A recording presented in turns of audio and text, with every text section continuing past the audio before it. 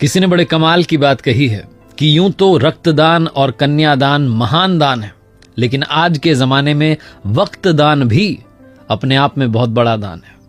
नमस्ते दोस्तों, मैं हूं आरजे कार्तिक। माय एफएम से 4 दोस्तों की कहानी है, नवीन, संतोष, मनीष और प्रवीण। 12th की पढ़ाई पूरी करने के बाद पुराने जमाने की कहानी अपनी अपनी साइकिल से रवाना हुए और उस शहर का जो बढ़िया वाला होटल था वहां चाय नाश्ता करने के लिए पहुंच गए। चारों ने मुश्किल से मिलकर 100 रुपए इकट्ठा किए थे। वहां पर जाकर के बढ़िया सी उन्होंने छोटी सी पार्टी कर ली। पार्टी खत्म होने को आई थी, वो पैसे लेने के लिए बिल लेकर के वेटर आया। तभी चारों के बीच में एक डिस्कशन शुरू हुआ कि आज से 40 साल के बाद में हम चारों फिर से मिलेंगे। तब तक नहीं मिलेंगे, 40 साल के बाद में मिलेंगे और इसी होटल में मिलेंगे और पार्टी करेंगे, और उस दिन जो सबसे आखिरी में आएगा उसको बिल के पैसे देने। चारों ने कहा वो बहुत बढ़िया, बहुत बढ़िया। वो बच्चों वाली शर्त लगती, वो लग गई।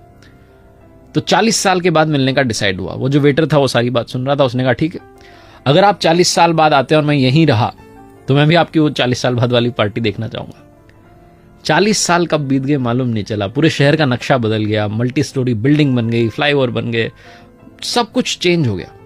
और चारों दोस्त जो थे उनकी जिंदगी तो कंप्लीटली अलग अलग हो चुकी थी। कोई इंजीनियरिंग के लिए दूसरे शहर में चला गया था, कोई सरकारी कॉलेज में दाखिला ले रहा था, कोई अपना बिजनेस शुरू कर चुका था। सब ने अपनी अपनी जो है जिंदगी जीना शुरू कर दिया था और जिंदगी में बहुत आगे बढ़ चुके थे। 40 साल बीतने के बाद में सबको तारीख याद थी, 1 जनवरी को मिलना था। शाम के लगभग 6 बजे होंगे। वो जो होटल थी वो 5 स्टार होटल बन चुकी थी। वो जो वेटर था उसका मालिक बन चुका था भोला।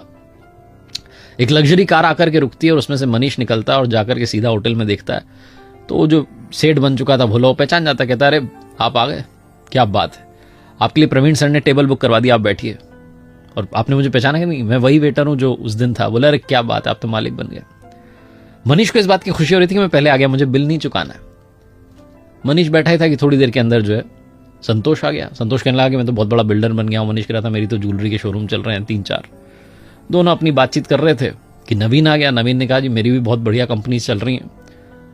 तीनों इंतजार कर रहे थे प्रवीण आ जाए। तभी वो जो सेठ था भोला, जो कि उसका मालिक था 5 स्टार होटल का, उसने कहा कि अरे आप शुरू कीजिए, स्नैक्स लेना शुरू कीजिए। उनका प्रवीण सर का कॉल आया था कि वो थोड़ा देरी से आएंगे, आप शुरू कीजिए। तो तीनों की जो है बातचीत, हंसी ठिठोली शुरू हुई, मजाक शुरू हुई। थोड़ा और टाइम बीत गया, 7:30-8 बजने को आया।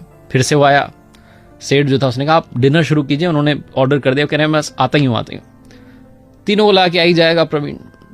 उन्होंने डिनर कर लिया। डिनर करने के बाद उन्हें लगा कि प्रवीण तो आया ही नहीं। उन्हें अंदर से थोड़ा बुरा भी लग रहा था कि दोस्त से नहीं मिले, और वो भारी मन से सोच रहे थे कि अब बिल पे करते हैं, निकलते हैं। तभी वापस से सेठ आया भोला। उसने कहा कि आपका बिल जो है पे कर दिया गया है। तो तीनों चौंक गए कि प्रवीण ने बिल भी पे कर दिया, आया भी नहीं। बाहर निकलने ही वाले थे कि गेट पर एक लड़का जो है गाड़ी में से उतरता है, दौड़ के आता है और इनके चरण छू लेता है, इनको प्रणाम करके कहता है अंकल नमस्ते।